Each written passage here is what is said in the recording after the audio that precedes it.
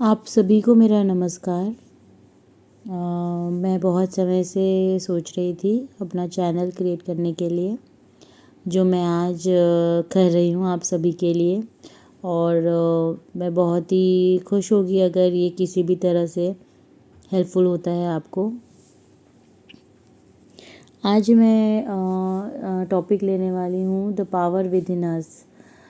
इसमें मैं सिर्फ एक ही चीज़ बताना चाह रही हूँ कि जब हम छोटे बेबी होते हैं तब हम एकदम प्योर सोल रहते हैं।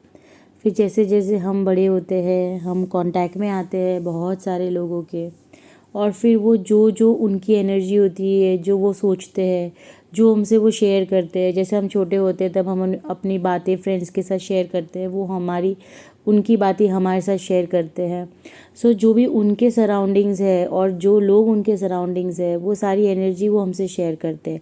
कहीं ना कहीं वो एनर्जी को हम अडॉप्ट करते हैं और वो हम एक बिलीफ में कन्वर्ट करते हैं कि जो वो सोच रहा है या फिर उनके सराउंडिंग में जो लोग हैं उनके सारे बिलीव्स को हम अपने अंदर ले लेते हैं, जो पूरी तरह से गलत है।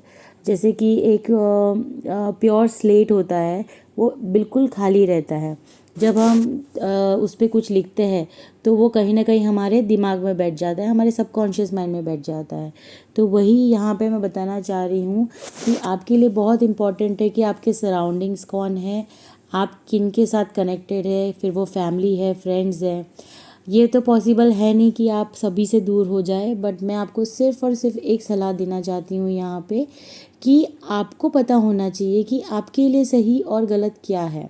आप सभी के साथ रहकर उसी एनवायरनमेंट में भी अपने आप को, अपनी सोल को बहुत प्योर रख सकते हैं।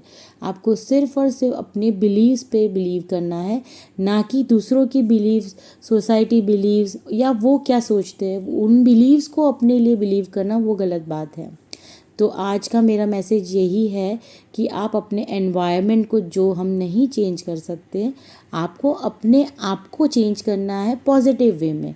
आपको कोई भी कुछ भी अगर बोल रहा है या उनकी सोच एक थॉट को लेके अलग है और आपकी थॉट अलग है, इम्पॉर्टेंट ये है कि आप उस चीज़ को समझिए कि वो जो बात कह रहे हैं और आप जो बात कह रहे हैं उसमें पॉजिटिविटी क्या है और नेगेटिविटी क्या है। अगर आप समझ जाते हैं ये चीज़ को तो वो आपको बिल्कुल परेशान नहीं करेगा।